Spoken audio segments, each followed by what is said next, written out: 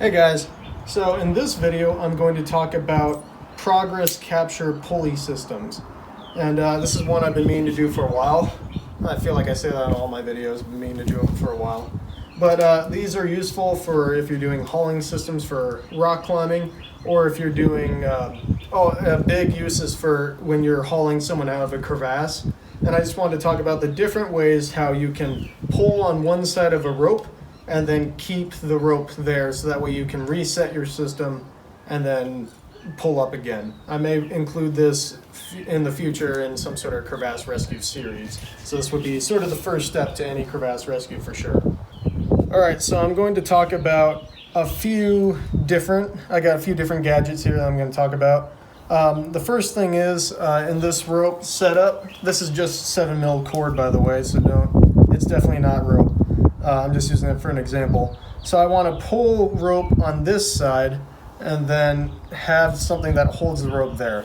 The first thing I'm going to talk about, I'm going to try to go from simplest to most complicated, is going to be a friction hitch.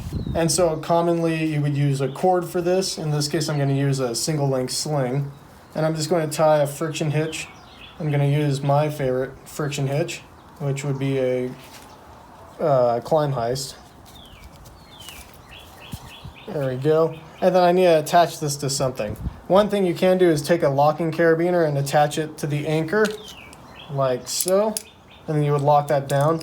Or other times you can even put it into the same locking carabiner. But it's most common to be on a separate locker.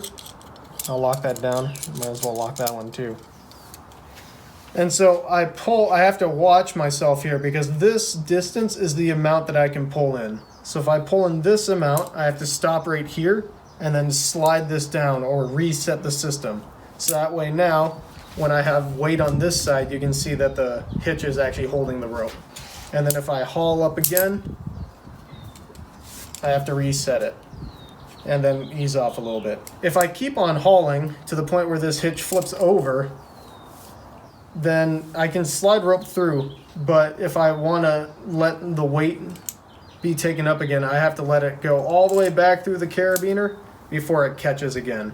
And you can see when it did do that, it actually caught a bit on the carabiner, and you can have it so that way the carabiner totally cancels out the friction hitch. And so that's a huge pitfall of this system, is you have to mine the prusik or mine the friction hitch yourself, and always be watching out for the time where you have to slide this back. Which also means you don't really get too much pulling. I mean, you can only pull them about a foot before you have to reset the system. So one thing we can do is add in a prusik mining device. And this could be anything. A lot of crevasse rescue people will use a pulley.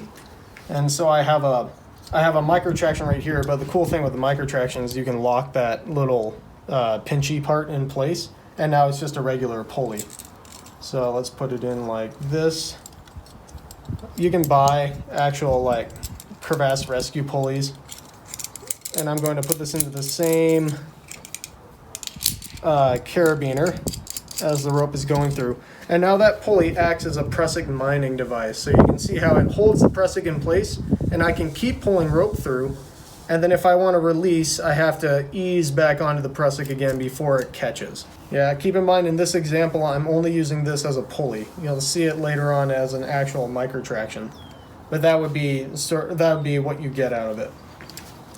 Another common prusik mining device, if I get this thing out, is actually an ATC. Like any belay plate will work, but you just load it in like you would load it with your harness. There we go, I need to pull some rope through. And so now when I haul, same exact deal, it goes all the way up, and then once it hits the ATC just holds the loop in place, and then when I want to ease back onto it, I just have to let it go out slowly before the friction hitch catches. This does come with some fallbacks, like one is with all these items, you do have to back up the system in some way because they are hanging on. If this is a live load, you're hanging on just a friction hitch. So keep in mind that this is a really simplified version of this whole system right here. This video is only talking about these progress capture devices, nothing else involving an actual rescue system. All right, so the next thing that we can talk about, if I take this off, is having your progress capture, instead of being way down lower than your master point, you can put it right at your master point. And so I'm going to talk about, if I get all this stuff off, I'm going to talk about the Garda hitch now. And for the Garda hitch, you need 2 non-lockers that are the same size. Clip those into your anchor, slide it back up. And so there are a couple different ways that people talk about making a Garda hitch. I like defining what the load carabiner is and then the other carabiner. And so this is my load carabiner, as in the one that's going to be facing, you see how it's the carabiner that the loaded side of the rope is on. And so that's how you have to think about it. Since this is my loaded side, this is the carabiner when I clip into both of them that the load is on. And then I'm going to take the non-load side of the rope, wrap it around, and clip that load carabiner again. Yeah, I know a friend of mine likes to use the ABA system where you go A, B, and then A again. Then you pull a bit, and then you'll notice how I can pull on the non-loaded side, but when the loaded side gets weighted, pinches everything in place. And so that's your progress capture right there. Yeah, I can set up any sort of pulley system down here, and then as long as I pull, and then everything holds in place. Now you'll notice how the Garda hitch, you have to use 2 non-locking carabiners, because the collet part, or the spinny part, whatever it's called, of the locker will interfere with 2 of those lockers together. It'll interfere with the hitch. And so that's why with the Garda hitch, it's not a bad idea in your system to just keep a clove hitch in as your backup on a locker. And I know I'm not talking about that in depth with this video, but that is something, if you use, like I use this for sending a rope a lot of times, and you just have to have the Garda hitch backed up, because the minute these carabiners get out of line, we twist around this way, you'll make it so that way the load doesn't hold anymore. So you got to keep the carabiners lined up, and you have to make sure that you have a really tight backup on this whole system. All right, so next system I'm going to talk about, this is again a very common thing you'll find in crevasse rescue and other stuff, is using one of these progress capture pulleys. The micro traction is probably the most common. You'll also see, you'll see people using this in big wall climbing and glacier travel a lot. Another thing you'll see is the Pro Traction, which is also made by Petzl. Just about like Idelrid climbing technology, like a ton of companies have this version of a device, a one-way pulley. And you can see how it has little arrows on the side. This takes a lot of practice, by the way, but the arrows, so that means that I'm going to, and you can, oh wow, look at that. There's even little signs right here, the load and then the pulling strand. And so I know my load strand comes out here. So if I look at this, here's my load strand. So I'm going to set it up so that way the load, actually I'll flip it around for you. So this is my load strand right here. And so I'm going to set it up so that way I can pull rope through with the load strand coming out this way. And I clip that to my anchor as it falls down again. All right, so I clipped it to my anchor, and I'll lock the carabiner. And then what I can do is, right now the teeth aren't engaged, so this works just like a regular pulley. I can press this little button up here and engage the teeth, and so I can pull it one way, but not the other. And so this makes hauling really easy. It's like the most smooth system out of the ones I've showed you so far. Yeah, let me get some more rope through. And you can see I can pull it this way, and then it immediately holds the rope, just like that.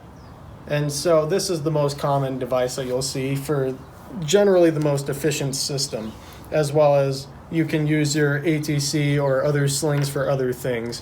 And so that's why a lot of people are going to this for crevasse rescue systems and big wall hauling systems. So another thing I just wanted to talk about real fast is if you're in a climbing setting, Gree or an ATC set up in auto block mode work just fine for progress capture systems. A lot of stuff, like people who have taken their SPI, they use a Gree as their primary progress capture system, because if you're belaying someone in 5th class terrain with either your ATC or your Gree, all you have to do if they need to be raised up for whatever reason is you just attach a 3-to-1 or a higher system, and then pull up, and then the rope slides through the gree and then pinches as part of your progress capture. Now keep in mind I'm using 7mm cord on a gree, so this obviously isn't pinching like at all, but if you're using actual climbing rope, then this will pinch. And same thing with your ATC, it'll work as your progress capture device. And so if you're in this setting, you don't want to switch. You don't have to switch to some fancy gadget. You can just keep on using the same thing as your progress capture device.